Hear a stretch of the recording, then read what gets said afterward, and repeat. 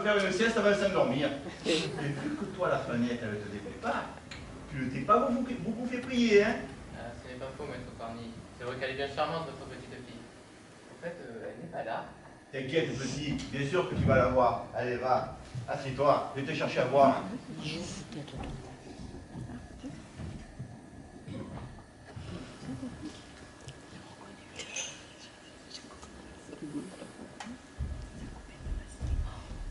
Oh, Tonin, bien le bonjour.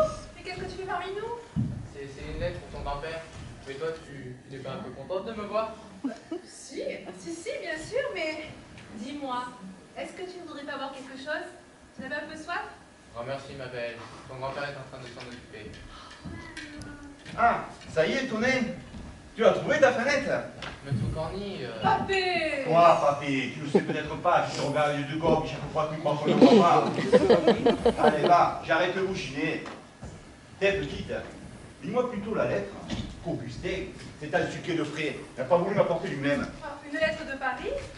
De Paris ou d'ailleurs, si tu l'ouvres pas, on ne saura jamais ce qu'elle a dit. Papé. Oh, ce sont ces promoteurs, tu sais, ceux dont tu me parlais l'autre jour, ceux qui veulent t'acheter ton moulin. Eh bien, ils disent qu'ils arrivent, qu'ils veulent te rencontrer en personne. oh, je vois que vous avez des affaires de famille à régler. Je vous laisse. Dis-moi, Fanette, demain, je garde le mouton du père François à la vallée heureuse. Si tu as le temps, vous pourrez m'y retrouver. Il est gros maintenant le troupeau, François? Sûr, c'est le plus grand pays, il a au moins 500 têtes. Mettons-le pas de lui. Déjà petit le François, il était tellement radin que si on lui mettait le coup de pied aux fesses, il était capable d'aspirer la chaussure. Adieu, Corny. Bientôt, Fanette.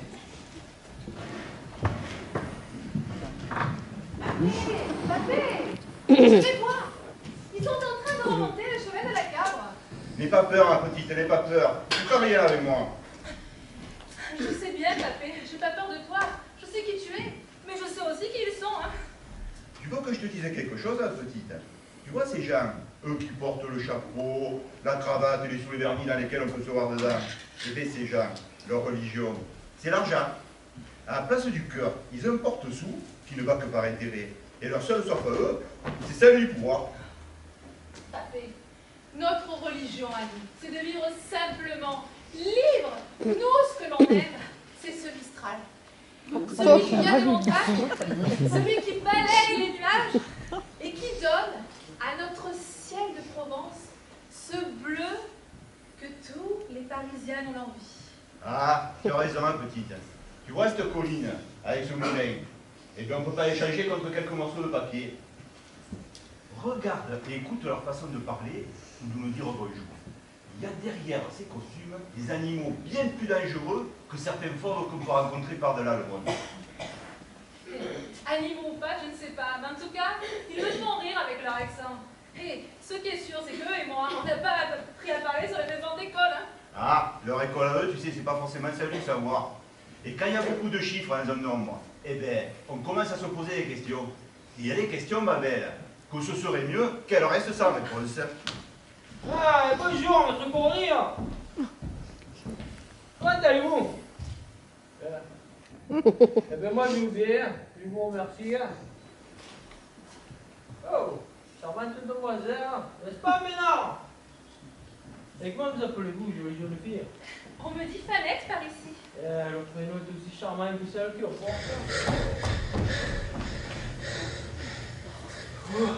Oh, dites donc, pour vivre ici, faut pas avoir oublié le sel. Comment vous faites pour vous approvisionner? M'approvisionner. Ça y est, le Parisien, il n'a pas supporté l'altitude. La chaleur lui a donné trop de transpiration, il se met à sa bêtise. Monsieur, vous n'avez pas un peu soif? Vous pouvez pas boire quelque chose? Vous êtes de plein son mélange de maison. Ah, il faut dire que ça doit être le changement de climat. Vous n'avez pas trop l'habitude par chez vous de voir le soleil au mois d'avril, hein? Oui. Mille merci, mademoiselle. Alors, maître Corny, avez-vous réfléchi à notre proposition? Et c'est quoi au juste pour vous une proposition? Eh bien, une proposition, c'est un accord, un échange, trouve un compromis. Un compromis. Il sonne bien ce mot. Il est circonstance. Il est comme qui dirait consistant. Qu'en penses-tu, ma petite? J'en pense qu'il ne devrait pas faire des efforts aussi violents. Pour celui qui n'est pas ici, cela peut être fatal de marcher en plein soleil. Ah, comme c'est aimable à vous de vous inquiéter pour moi, mademoiselle. Mais je suis bien plus résistant que j'en ai l'air. Hein? Bon, votre cornire, si vous êtes venu nous voir, c'est que nous avons une meilleure proposition à vous faire. Et je suis bien certain que celle aussi ne vous laissera pas indifférente. Car le bureau d'études de Paris est prêt à débourser une somme conséquente pour votre moulin. C'est bizarre votre langage. Les mots que vous employez, tous ces mots, ils commencent tous par un con. Conséquent, compromis. Je ne serais pas l'idée que vous auriez de moi par hasard. Oh, maître Cornille, vous n'avez pas l'air de réaliser la chance que vous avez. Nos propositions sont de celles qui ne se refusent pas. Aujourd'hui, vous allez bien. Et si vous arrive quelque chose, Comment ça qu'il arrive quelque chose? Mais je suis là, moi! Il n'y a pas un jour sans que je passe à le voir, mon petit papé, depuis que ma mère est partie. C'est moi qui m'occupe de sa soupe, qui lui fait ses courses et qui m'occupe de ses affaires. Vous en avez de la chance d'avoir une petite fille aussi douée et aussi charmante. C'est pas la chance, monsieur. C'est de l'amour. Ah, l'amour! On voit tout de suite que cette jeune fille s'y a donné. bon, je vois tout. Aujourd'hui, elle est là.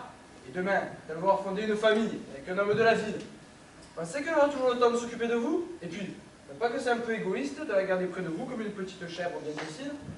C'est pour cela qu'il serait plus judicieux pour vous d'accepter notre proposition. Pour moi. Dites, messieurs, c'est pas parce que je vis pas à la capitale que je suis forcément niaille. Je le sais, moi, que c'est pas ma santé et ma petite fille qui vous préoccupe. Ce qui vous intéresse, en vrai, c'est ma terre. Et ma terre, et mon ciel, et ma source, rien de tout cela est à vendre. Oh, soyez sérieux, maître Cornille. Vous avez tout à gagner à accepter notre offre. Et vous l'estimez à combien ce bout de terre? Toutes ces pierres qui ont été ramassées et taillées à la sueur de front bien plus déterminée que vous pouvez l'imaginer. Vous pensez peut-être que l'héritage des anciens peut se brader comme ça? Comme une caisse de melon le samedi matin sur la place du marché? Il y a dans la vie des biens qui sont inestimables et qui ont une valeur bien plus importante que celle de l'odeur du papier de banque. Vous voyez ce moulin? Il appartient à cette colline. Il était là bien avant que je naisse et il sera là bien après ma mort. Et ce n'est pas vous, avec des mots au pouvoir alléchant, qui allez changer le cours des choses. Mettez-vous bien ça dans la tête, messieurs. Bon, maintenant j'ai fini. Je vais casser la croûte de mon pain avec un morceau de saucisson et du petit rosé de pays. S'il te plaît, ma petite, tu peux sortir une nappe et de quoi manger. Messieurs, si le cœur vous en dit, vous êtes les bienvenus. Ah, quelle heure se fait-il maintenant? Avons-nous le temps avant de reprendre le train? Eh bien, il est 11h15 et le train est à 17h. Avec le train de nuit qui nous attend, s'accorder un petit casse-croûte. Eh, bon, bah, allons-y pour un petit cache au coup de terre. Le soleil commence à chauffer. Et un petit verre de rosé ne pourra pas nous faire en mal. Un petit verre, non? Et puis, vous avez raison de profiter. Vous avez l'occasion de faire ça, la capitale? Eh non, nous à Paris, il pleut tout le temps. Quand il pleut pas, ben, il y a du brouillard. Et est-ce qu'il c'est vrai qu'il y a des boutiques à tous les coins de rue? Est-ce que le soir on peut sortir tard pour voir des spectacles? Et est-ce qu'il y a une tour dont le sommet touche le ciel? Mais oui, mademoiselle! Paris est une ville magnifique. Et je me ferai des plaisirs de vous faire visiter le Sacré-Cœur, Montmartre et les Champs-Élysées. Mais là, ce dont vous parlez, c'est la Tour Eiffel. Je ne sais pas ce qu'il a pris à celui-là. Oui, celui qui a construit cette tour. Pourquoi diable aller jusqu'au ciel alors que sur la terre il y a aussi belle chose? Ouais, c'est un ouvrage, c'est une vitrine. Le monde entier nous l'envie. Et puis ça fait venir du monde. Eh bien moi j'irai pas cette capitale. Papé, personne ne t'y forcera. Messieurs, vous avez raison de boire. Continuez.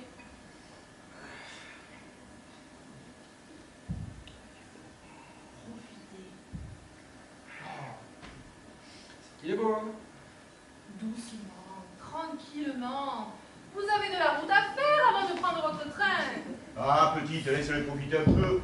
Qu'ils prennent le temps d'apprécier et de se rendre compte de ce que la nature leur offre. Écoute, papé, ils ont l'air de profiter. Regarde, on dirait les deux ravis de la crèche. Je ne sais pas s'ils vont réussir à le prendre leur train. Tu vois la différence qu'entre eux et nous?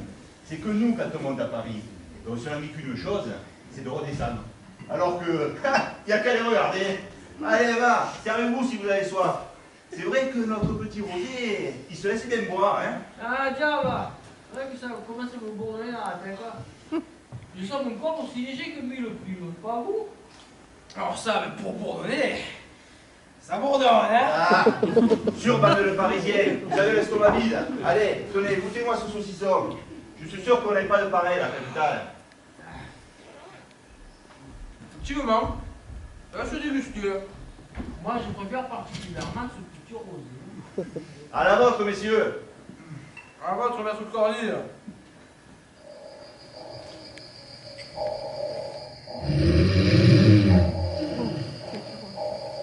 Il se dépêche de gonfler, petit retard.